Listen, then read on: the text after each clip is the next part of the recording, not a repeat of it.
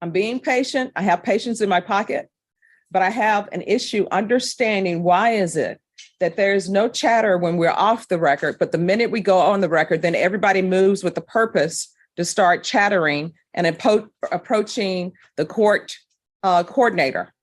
So if we cannot whisper, then we cannot talk in the box. Court is calling 2019 CR 0925W, State of Texas versus Joshua Clark. Can our parties announce for the record for the state? Ruben Herr for the state. Defense? Attorney Joe Simmons for the defense. Are you Joshua Clark? Yes, ma'am.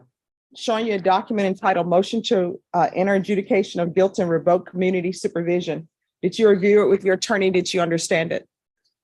Are you the same Joshua Clark who was placed on deferred adjudication in 2019 CR 0925W for the offense of aggravated assault with a deadly weapon on February 22nd, 2019 for a period of 8 years? Is that you? State?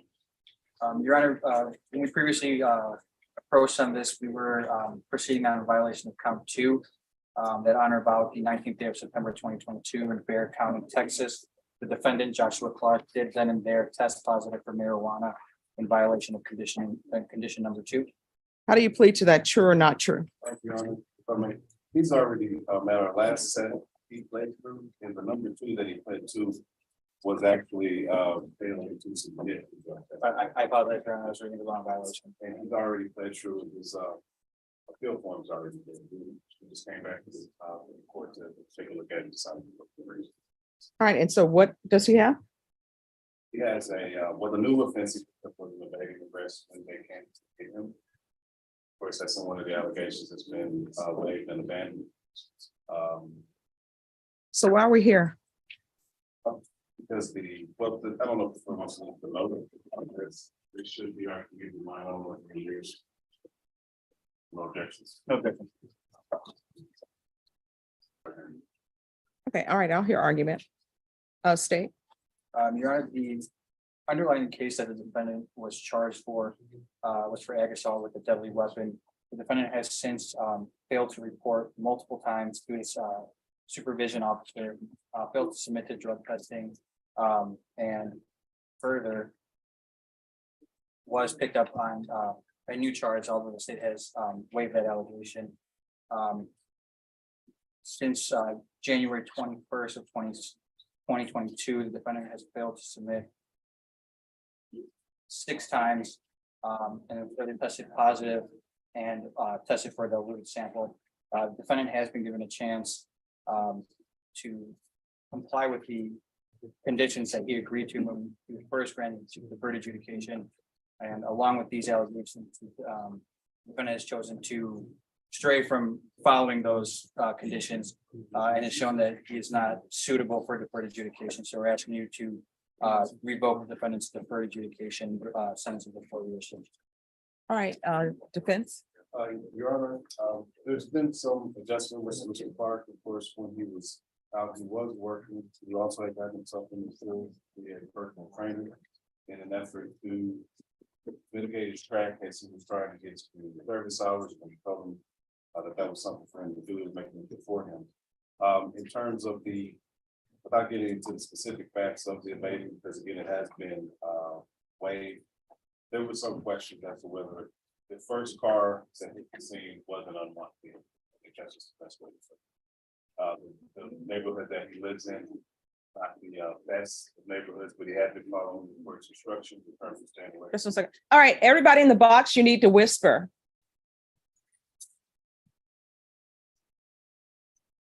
I'm being patient. I have patience in my pocket, but I have an issue understanding why is it that there is no chatter when we're off the record, but the minute we go on the record, then everybody moves with the purpose to start chattering and approaching the court coordinator.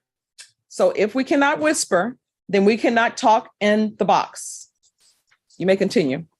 In terms of the job that he had, one of the issues with the testing was the court knows that it's random testing. So every time we have to leave his job to go down there, it's been explained to him, and he fully understands how moving forward, that's just not going to work. That the fact that he's at work, and he feels like he can't leave We want to keep a job, we're admonished him on getting one. But it's been explained to him, and he understands now that if he has to go test, he has to go test, and he may have to just find a different job that's going to be more compatible with those applications of the probation.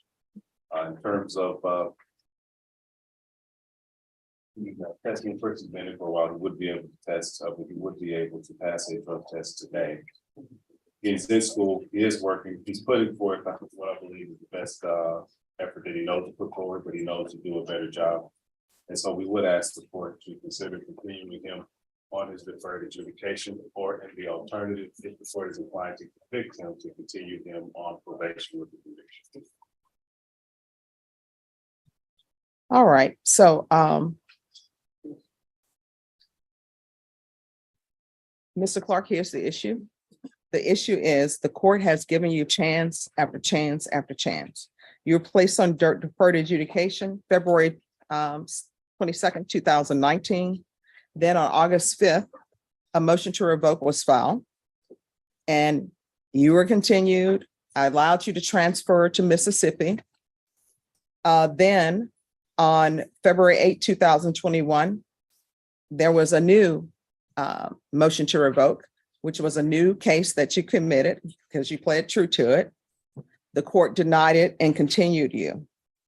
Then we come back on May 5th, 2021. There's another motion to revoke, and that's a violation of number 26. The court continued you. And now we are here. So I don't believe there's anything else that I can do to make you follow the court's condition.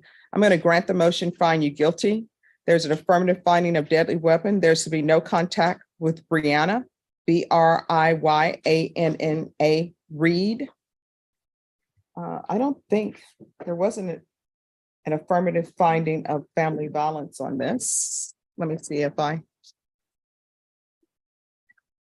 yeah.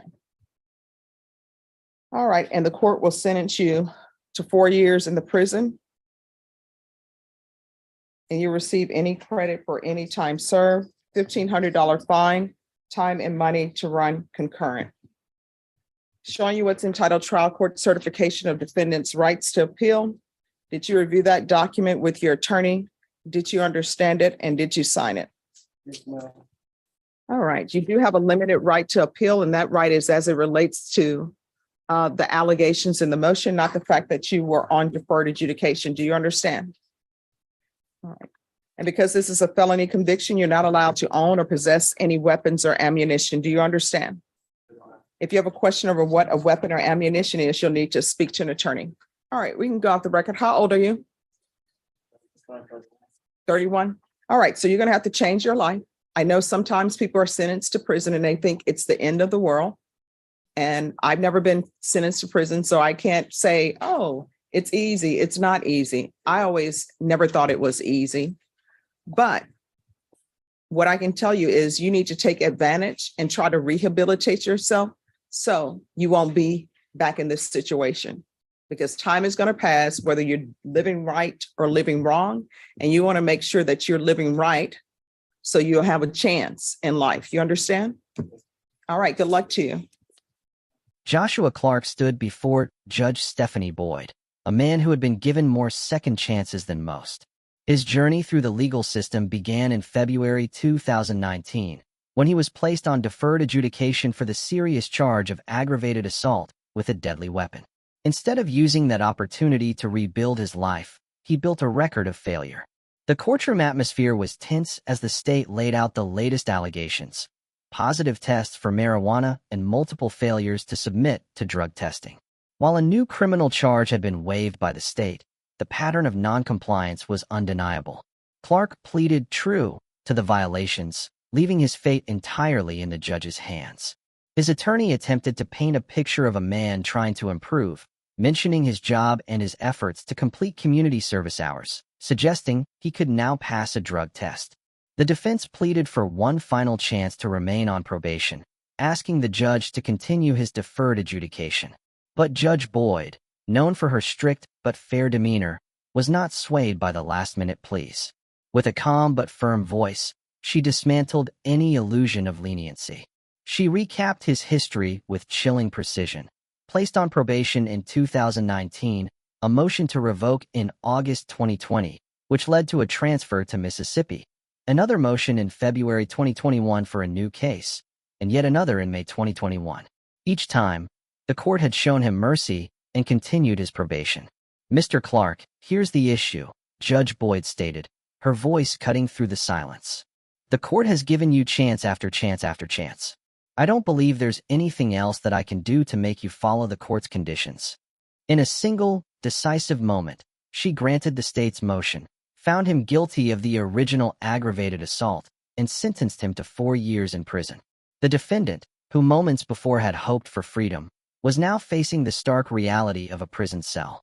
As he was led away, Judge Boyd offered not a reprieve, but a piece of hard-won advice: to use his time to rehabilitate himself, because time will pass whether you live right or wrong.